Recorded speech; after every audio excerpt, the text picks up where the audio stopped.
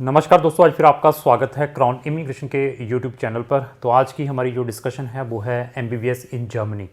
इसकी बहुत ज़्यादा डिमांड है मार्केट के अंदर। बहुत सारे बच्चों के हमें फ़ोन आते हैं डिफरेंट कंट्रीज से। They are looking for admission in MBBS in Germany, वहाँ पे एडमिशन लेना चाहते हैं। तो पहले भी मैंने बहुत सारी वीडियोस डाली हुई हैं एमबीबीएस इन अब्रोड के बारे में, स्पेशली इटली के बारे में। उसके अंदर मैंने ट्रुथ बताया हुआ है कि कितना टफ़ है वहाँ की पब्लिक यूनिवर्सिटीज़ में एडमिशन लेना। आईमेट के बाद आपका कितना कट ऑफ जाता है और लॉट ऑफ मतलब उसके अंदर हर्डल्स हैं जब आपने वहाँ की यूनिवर्सिटीज़ में एडमिशन लेना है। तो इसी तरीके से this is also a fact. मैं जितनी भी वीडियोस बनाता हूँ विद डॉक्यूमेंट्री एविडेंसेस के साथ बनाते हैं, जो कि फैक्ट है। ये नहीं है सिर्फ मोटिवेशन की वीडियो बनाकर आप लोगों को इन्वाइट करते हैं, रजिस्ट्रेशन करवाकर फिर हम इधर उधर वाली कंट्रीज़ में भेज देते हैं। तो मैंने, चाहे आप मेरी बहुत सारी वीडियो इटली की देख सकते हैं एमबीबीएस से रिलेटेड। इवन कुछ दिन पहले मैंने यूके की वीडियो डाली थी, वहाँ के एडमिशन प्रोसीजर के बारे में बताया था कि कौन कौन से एंट्रेंस एग्ज़ाम्स देने पड़ते हैं, आईएलटीएस की क्या रिक्वायरमेंट है, बच्चे के परसेंटेज कितने होने चाहिए। तो उसके अंदर भी मैंने फैक्ट बताया था। तो जर्मनी की भी वीडियो बहुत ही इंपॉर्टेंट है। जो बच्चे चाहते हैं कि वो अपना career as a doctor German के अंदर बनाना चाहते हैं, लेकिन वहाँ का एडमिशन लेना it is really very tough. जैसी कंट्री है, फर्स्ट वर्ल्ड कंट्रीज़ हैं और डेवलप कंट्री है, हर एक बच्चे का ड्रीम रहता है कि मैं वहाँ से जाकर एमबीबीएस करूँ, क्योंकि वहाँ के लोकल स्टूडेंट्स को एडमिशन लेना टफ़ है। तो आप एक इंटरनेशनल स्टूडेंट है तो आपके लिए रियली वेरी टफ़ होगा, क्योंकि उन्होंने इंटरनेशनल स्टूडेंट्स के लिए कोटा फिक्स किया हुआ है हर एक यूनिवर्सिटीज़ ने। उसके अंदर किसी यूनिवर्सिटी में 5% एडमिशन्स इंटरनेशनल स्टूडेंट ले सकते हैं, किसी यूनिवर्सिटी में 6% है। जितने भी ये एमबीबीएस से रिलेटेड डिग्रीज़ हैं वो सारे के सारे एनसी प्रोग्राम है, जिसको हम रिस्ट्रिक्टेड एडमिशन्स कहते हैं, जिनके ऊपर उन्होंने एनसी, जो जर्मन को डील करते हैं, जो जर्मन में है, उनको एनसी के बारे में मालूम होगा कि एनसी क्या होता है।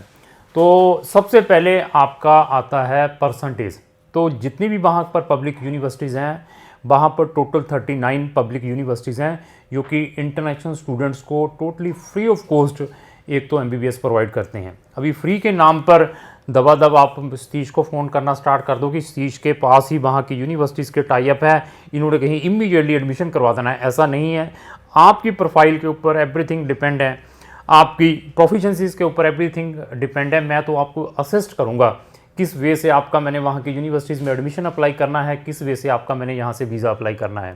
इवन जो लोग ऑलरेडी अपनी एमबीबीएस कर लेते हैं, वो एज ए डॉक्टर प्रैक्टिस करना चाहते हैं जर्मन के अंदर, तो वो कैसे कर सकते हैं उसके बारे में मैं डिस्कस करूँगा लिटिल बिट, लेकिन उसकी मैं डिफरेंट वीडियो लेकर आऊँगा। तो सबसे पहले आपके academic percentage, PCV, physics, chemistry, bio, और जितनी भी मैंने फर्स्ट वर्ल्ड कंट्रीज़ बताता हूँ, वर्ल्ड की ये 14-15 कंट्रीज़ लीडिंग बताता हूँ, जहाँ से अगर एमबीबीएस करनी है तो आपके पास मैथ भी होना ज़रूरी है।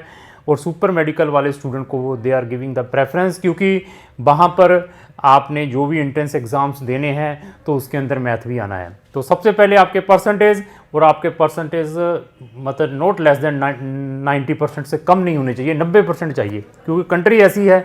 यूके के बारे में बताया था 80% चाहिए, तो यहाँ पर 90% है, एमबीबीएस फ्री है। और सेकंड जो सबसे टफेस्ट हर्डल है, जितने भी वहाँ पर मेडिकल से रिलेटेड प्रोग्राम है जर्मन के अंदर, all the programmes they are provided in German language. तो आपको आपके पास जर्मन लैंग्वेज भी होना चाहिए। वो कहाँ तक? C1 लेवल तक, A1, A2, B1, B2, C1 level तक आपके पास लैंग्वेज की प्रोफिशिएंसी होनी चाहिए। तो उसके बाद फिर क्या है, उसके बाद वहाँ पर बच्चे को जाकर फाउंडेशन प्रोग्राम करना पड़ता है, जिसको हम स्टूडिंग कुलीग कहते हैं। वो स्टूडिंग कुलीग क्या है, उसकी वीडियो अभी मैंने 4-5 दिन पहले डाली थी अपने चैनल के ऊपर। तो उसको अगर आप देख लेंगे तो आप स्टूडिंग कुलीग का बिल्कुल जो भी आपका डाउट है वो क्लियर हो सकता है। स्टूडिंग कुलीग के बाद आपको वहाँ का एंट्रेंस एग्ज़ाम देना पड़ेगा। ये फाउंडेशन प्रोग्राम 1 साल का लगता है, क्योंकि जो हमारी 12 ईयर की स्टडी है दे आर नॉट रिकॉग्नाइजिंग। वो कहते हैं कि अगर 13 साल की आपकी स्टडी है तो आप डायरेक्टली वहाँ की मेडिकल यूनिवर्सिटीज़ में एडमिशन ले सकते हैं। सब्जेक्ट टू क्या है कि आपके पास C1 होना चाहिए, जहाँ उनका एक एग्ज़ाम होता है TMS। वो TMS एग्ज़ाम आप क्लियर करें, क्योंकि वहाँ पर 20 से लेकर 30 universities giving the admission on the basis of आपके एकेडमिक परसेंटेज, जहाँ आपका स्टूडिंग कोलीग, जहाँ आपके TMS जो TMS जो उनका एंट्रेंस एग्ज़ाम होता है उसके बेस के ऊपर आपको एडमिशन्स देती हैं। तो ये मैंने हर्डल बता दी है।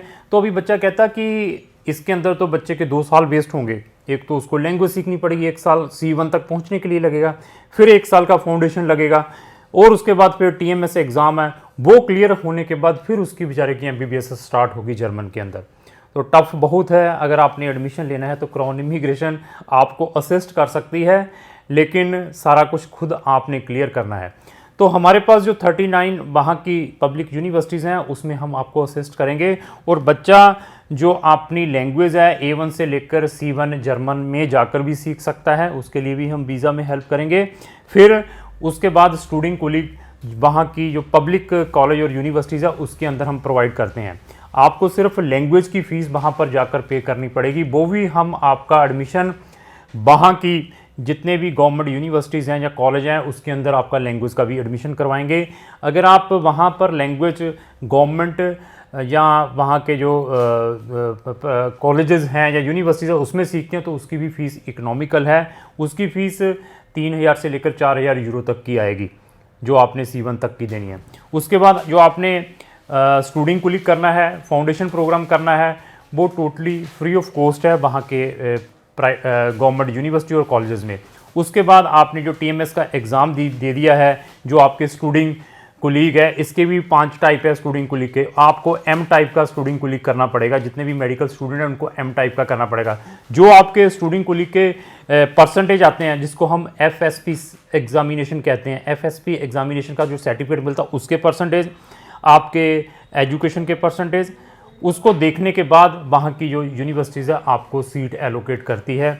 तो कुछ बच्चे चाहते हैं कि हम सर ये स्टूडेंट कुलीग नहीं करना चाहते हैं, डायरेक्टली एडमिशन लेना चाहते हैं। उसके लिए क्या है, अगर उन्होंने इंडिया के अंदर BSc फर्स्ट ईयर किया हुआ है, बैचलर की फर्स्ट ईयर की डिग्री कंप्लीट की हुई है BSc की, तो वो बच्चे C1 करने के बाद ये स्टूडेंट कुलीग है 1 साल को छोड़कर डायरेक्टली वहाँ का एंट्रेंस एग्ज़ाम्स दे सकते हैं जिसको हम TMS एग्ज़ाम कहते हैं। तो उसके बाद वहाँ पर बच्चे को एडमिशन्स मिल सकता है। बट इससे पहले उस बच्चे को अपनी जितनी भी एजुकेशन है उसको एनाबिन, उनकी अथॉरिटी है एनाबिन, जो कि आपके डॉक्यूमेंट को रिकॉग्नाइज करती है, आपकी इंडियन क्वालिफिकेशंस को और जर्मन क्वालिफिकेशंस के साथ कंपेयर करती है, उसको हम एनाबिन अथॉरिटी कहते हैं। उससे अपने डॉक्यूमेंट एवेल्यूएट करवाने पड़ते हैं।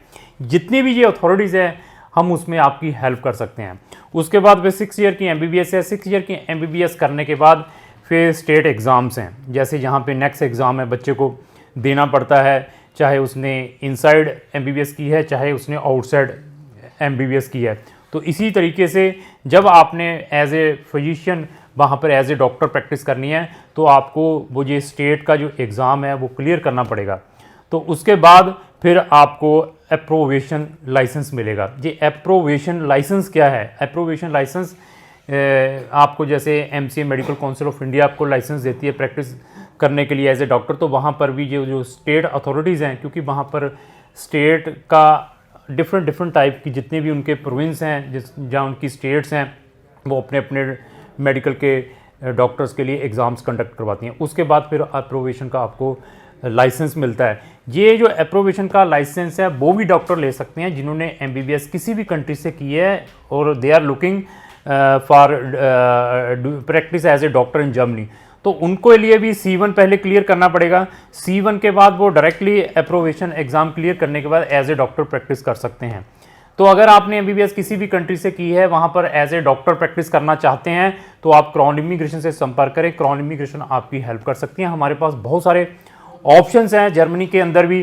तो मैंने इसकी कंप्लीट एक कंप्रहेंसिव PDF फाइल तैयार कर ली हुई है। जो भी मैंने ये डिस्कशन किया है, कौन कौन सी मेरे पास वो 39 यूनिवर्सिटीज़ है। इसके अलावा हमारे पास वहाँ पर 5 या 6 प्राइवेट यूनिवर्सिटीज़ भी हैं जिसमें आप एडमिशन ले सकते हैं, बट उनकी फ़ीसेस बहुत ज़्यादा है। फ़ीसेस 25,000 यूरो से स्टार्ट होकर 50,000 यूरो की पर ईयर की है। अगर आप उसको अफोर्ड कर सकते हैं तो हम उसमें भी एडमिशन आपका करवा सकते हैं, but we are not recommending कि आप वहाँ की प्राइवेट यूनिवर्सिटी से जाकर MBBS करो, क्योंकि उनका जो गवर्नमेंट यूनिवर्सिटी का एजुकेशन सिस्टम है, आइदर वो मेडिकल का किसी भी स्ट्रीम में, इट इज़ वेरी गुड। तो वो आपको टोटली फ्री ऑफ कॉस्ट है। आपको स्टूडेंट कुलीग भी फ्री मिलेगा, MBBS भी टोटल फ्री ऑफ कॉस्ट मिलेगी, लेकिन हर्डल बहुत है। तो अगर उन हर्डल को आप क्लियर कर सकते हैं, जितने परसेंटेज बताए हैं, लैंग्वेज प्रोफिशिएंसी बताई है, स्टूडिंग कोलीग बताया है, उसके बाद टीएमएससी एग्ज़ाम है उसको क्लियर कर सकते हैं, तो क्राउन इमिग्रेशन आपकी 100% यहाँ पर हेल्प कर सकती है एमबीबीएस एडमिशन्स के लिए।